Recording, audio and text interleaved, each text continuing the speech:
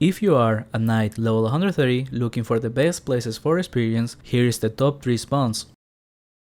Be aware that this is a compilation video. All the spawns I will show here, I have already tried myself and made dedicated videos for each of them. But for the sake of getting the most experience out of the spawns for this list, I went back and tried them all on an EK with a skills 113, and even though with a lower skills character the experience will be lower, the ranking ended up being the same as with my new server character. So with the disclaimer over, let's start with the honorable mentions. In 4th place, 3 spawns are pretty much tied with the same raw experience of around 1.2 kk. These are the Horamon Hydras, the Temple of Equilibrium, and the 2nd floor of the Old Fortress. Out of those, I will say the Lizard Chosen has the most potential because of the value of using praise there. After that, I like the Horamon Hydras since it's a rare place that nobody ever hunts. And for last place is the Old Fortress because of how contested it tends to be.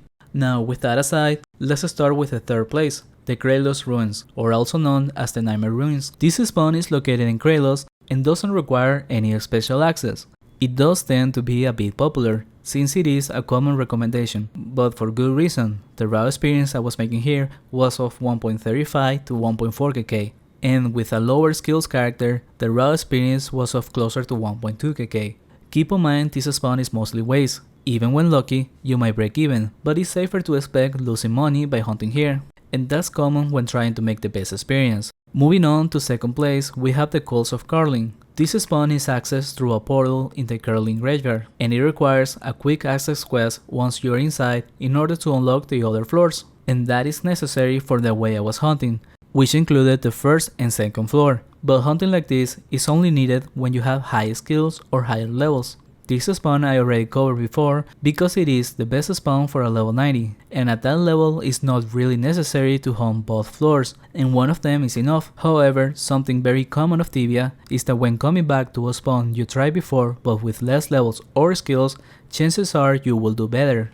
And that is the case for this, where I got the raw experience to over 1.4 kk, from the 1.2 kk I did with the same character but less levels. But since this spawn can be hunted by lower levels and is also good for team hunts, it does tend to be more contested. And as for the profit, you can make a bit of money, but it does rely entirely on luck by looting rares. It is more common than the Nightmare Scions, but is most of the times a break-even spawn. Moving on to the best spawn, on 1st place we have the Elderworms of Drefia. This spawn is located in Darasha and it doesn't require any special access for, but it does take a few minutes to get to and it can be confusing the first couple times. However, it's worth the trip as it is the best experience for this level range, and it's the place where I level my high skills knight. Starting at level 110 all the way to 150, it remained the best, but I do not recommend to start that low because the spawn is pretty difficult and risky.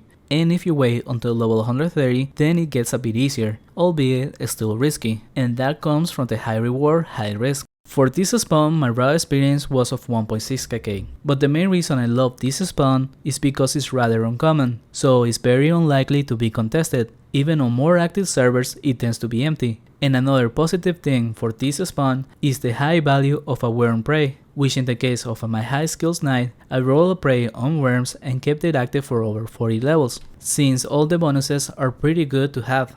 Be aware that the way I hunt is a bit confusing, which is why I spent 2 minutes on the dedicated video explaining the lab alone, so I recommend to check that out to make the most out of this spawn. And in terms of money, it also relies a bit on luck, but it also drops a lot of smaller drops that make the hunt profitable most of the time. And that is all I got for this video. Thank you for watching, and a special thanks to Tuna Hero, Dorte Slasher, and Drunken Watson.